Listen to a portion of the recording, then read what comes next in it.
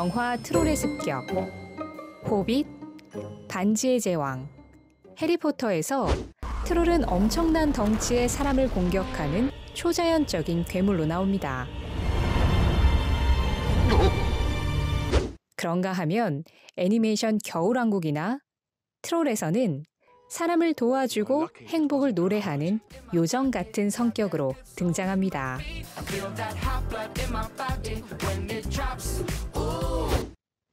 트롤은 어떻게 상반된 이미지가 동시에 존재하는 캐릭터가 되었을까요?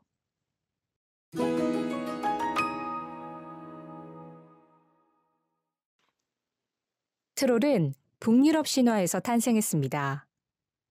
북유럽 신화는 시 형식의 고에다와 산문 형식의 신에다로 나뉘어져 그 내용이 비슷하면서 좀 다른데요.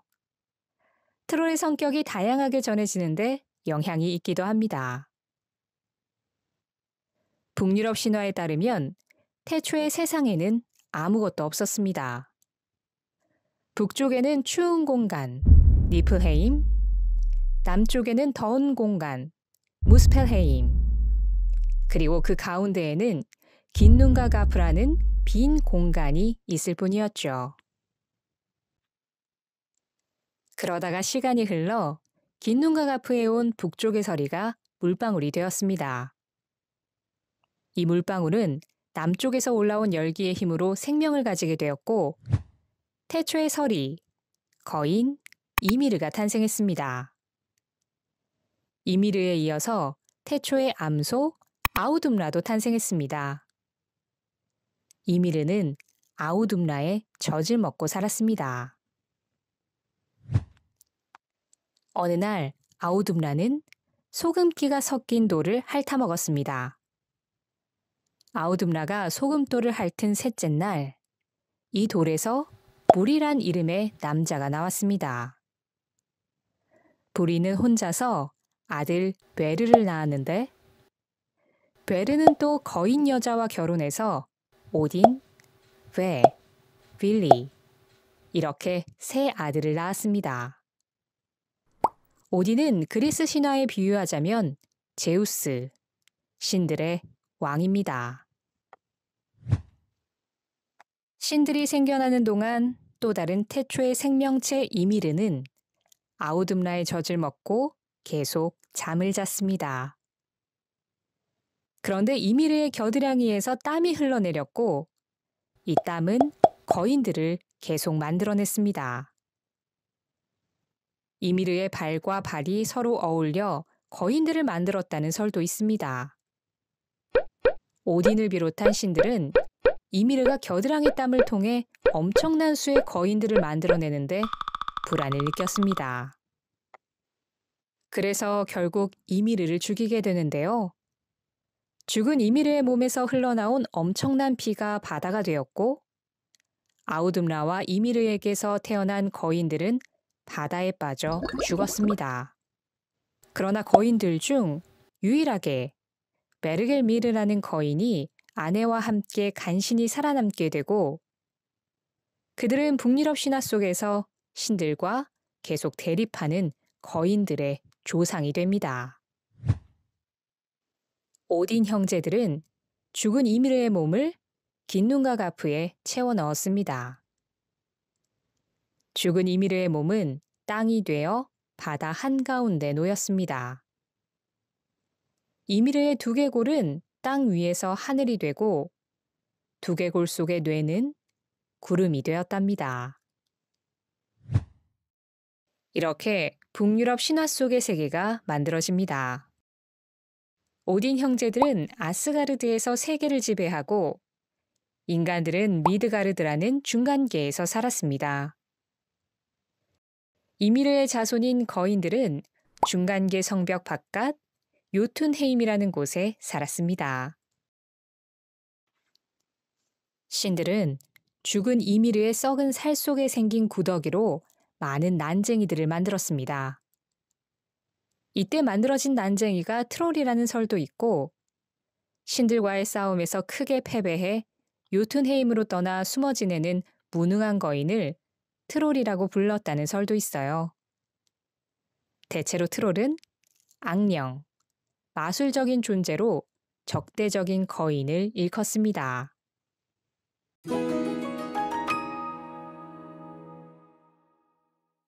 트롤의 성격에 대한 흔한 묘사는 초자연적인 존재입니다. 웅장하고 깊은 숲, 돌이 많은 북유럽의 자연 환경과 트롤은 상당히 어울린다고 할 수 있습니다. 험난한 지형, 살을 내는 추위, 깊고 어두운 숲과 신비한 밤, 곧 무엇이라도 나타날 것만 같은 으스스한 날씨와 분위기는 북유럽 사람들이 극복해야 하는 대상이기도 했을 것입니다. 그래서 숲 트롤, 산 트롤, 돌 트롤, 동굴 트롤, 바다 트롤 등 북유럽에서는 거대한 자연을 트롤과 빗대어 설명하기도 합니다. 북유럽 신화에서의 존재감이 크지 않았던 트롤은 시간이 흐르면서 또 새롭게 등장하여 발전해 갑니다. 트롤에 대한 이야기들이 만들어지고 전해지면서 트롤의 특성은 대체로 추하고 코가 길고 꼬리가 길며 힘이 세고 마법을 부리고 지능은 약간 모자라며 굼뜨다는 것입니다. 사람의 아기와 자신의 아기를 바꿔치기 하는 심술을 부리기도 하고 햇볕을 쬐면 돌이 되기도 합니다. 또 천둥 소리를 무서워해서 천둥의 신 토르에게 약하며 종소리를 못 견뎌 북유럽의 기독교가 전파된 뒤 트롤들이 사라졌다는 이야기도 있습니다.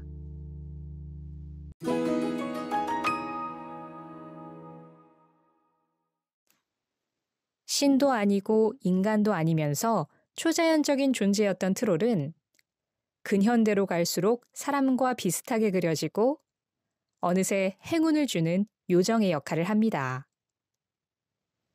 이런 배경에는 트롤이 많은 이야기의 주인공이 되었던 점과 무관하지 않아 보입니다. 트롤의 많은 이야기가 전해진 데는 노르웨이 작가 페터 아스비온센과 요르겐 모에의 공이 큽니다. 이들은 북유럽 사람들 사이에서 구전되는 민담들을 수집해서 기록했습니다. 그리고 북유럽의 많은 작가들은 민담을 바탕으로 예술 활동을 펼쳤습니다. 스웨덴 화가이자 일러스트레이터 용 바우어는 트롤을 친근하게 그리기 시작했습니다. 노움과 트롤 사이, 왕의 빨래를 훔친 엄마 트롤 등에서 과거 사람들이 알던 대로 머리가 헝클어지고 시커멓고 덥수룩한 손과 발이 못생긴 트롤을 그리긴 했지만 어딘가 귀엽고 따뜻하게 묘사했습니다.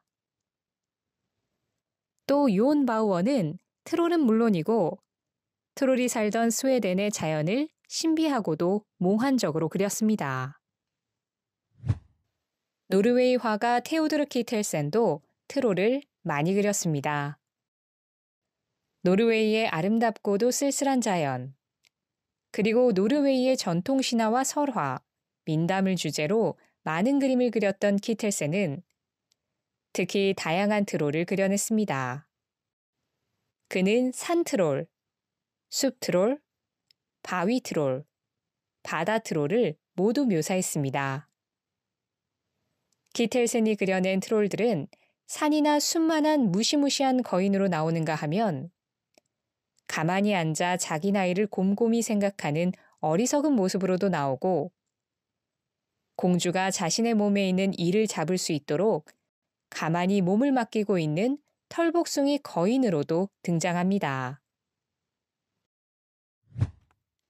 노르웨이의 극작가 헨리크 입센은 1867년 작가 페터 아스비온센과 함께 쓴 극시 페르귄트에 트롤을 등장시킵니다. 공상가 페르귄트의 방탕한 일생을 그린 이 극시에서 페르귄트가 사귀던 여성을 배신하고 산속 마왕 딸의 꿰매 빠져 마왕의 궁전에 가는 장면이 있습니다. 마왕은 왕국을 차지하려는 페르긴트에게 트롤처럼 꼬리를 달라고 합니다. 왕국을 차지할 욕심에 트롤처럼 꼬리를 달았던 페르긴트는 트롤들에게 둘러싸여 목숨을 잃을 위기에 놓입니다. 이때 페르긴트를 구해주는 것은 교회의 종소리, 그리고 햇빛입니다.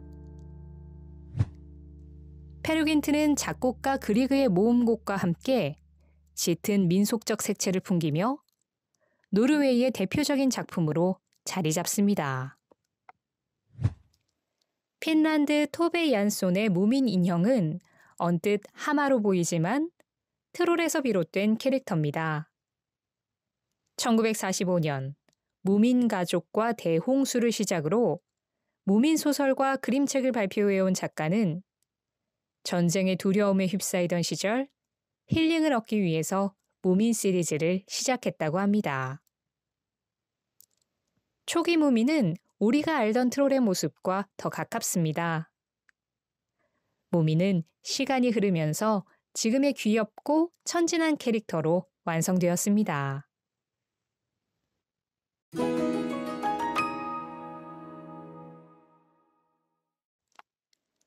북유럽 중에서도 덴마크의 트롤은 노르웨이나 스웨덴 트롤과는 조금 다른 성격을 가지고 있습니다. 체구가 비교적 작고 꼬리가 없는 경우도 있으며 종종 사람들을 돕는 역할로 나옵니다. 덴마크 보른홀름 지역에서는 컬 볼리라는 트롤 캐릭터가 지역의 마스코트가 되었습니다. 덴마크 인형 작가 토마스 담은 행운의 트롤 인형을 선보였습니다. 가난한 어부의 아들로 태어났던 담은 크리스마스 때 자신의 딸 라일라에게 상상으로 만든 나무 트롤 인형을 선물했습니다. 이후 담의 트롤 인형은 인기를 얻게 됩니다. 담의 트롤 인형은 무섭지 않았거든요. 담은 트롤 인형이 무서운 괴물같이 여겨지는 것을 싫어했습니다. 트롤의 좋은 면이 담긴 이야기들을 직접 찾아가면서 인형의 모양을 만들었습니다. 담이 원한 트롤 인형은 사람들에게 웃음을 주고 포근히 안아주는 느낌의 인형이었습니다. 그래서 귀여운 눈을 하고 조금은 장난스럽게 머리는 위로 솟아오른 산발을 하도록 했습니다. 손가락이 4개, 발가락이 4개인 트롤 인형의 손은 사람을 안아주는 듯한 모양을 하고 있습니다. 담은 자신의 트롤 인형에게 행운의 트롤이란 이름을 붙였습니다. 트롤 인형을 소중히 돌봐주면 행운이 돌아올 것이라는 의미였습니다. 이 인형은 1950년대 말 세계 시장에 진출해 1960년대 미국에서 엄청난 인기를 얻습니다. 1961년 담의 트롤 인형은 미국에서 올해의 장난감으로 선정되었고 1964년 미국 라이프지는 트롤 인형의 선풍적인 인기가 놀랍다는 기사를 썼습니다. 이후 담의 트롤 인형은 대량 복제품으로 인해 많은 피해를 입고 어려움을 겪었습니다. 토마스 담은 트롤 인형의 영화화 작업도 시도했지만 성공을 거두지 못했고 그 꿈은 그가 세상을 떠난 뒤 드림웍스와의 협업으로 2016년과 2020년 트롤과 트롤 월드 투어란 애니메이션으로 탄생했습니다. 트롤은 그 정체의 모호함이나 이중적 모습으로 어쩌면 더 사랑을 받아왔는지 모르겠습니다. 사람들은 웅장한 자연의 변화를 두려워하듯 트롤을 두려워했다가 이야기 속에 즐겨 등장시키면서 변신시켜 왔습니다. 북유럽 사람들이라면 어릴 적 잠들기 전 트롤 이야기를 들으면서 상상의 나래를 펼쳤을 것입니다. 트롤 이야기가 전해지고 변화해가는 과정들을 보면 트롤은 무자비하지만 사람들을 품는 북유럽의 자연을 닮은 것 같기도 하고 인간들 옆에서 심술도 부렸다가 도와도 주며 정이 드는 이웃 같기도 합니다. 무서운 트롤, 귀여운 트롤. 여러분이 떠올리는 트롤은 어느 쪽일까요?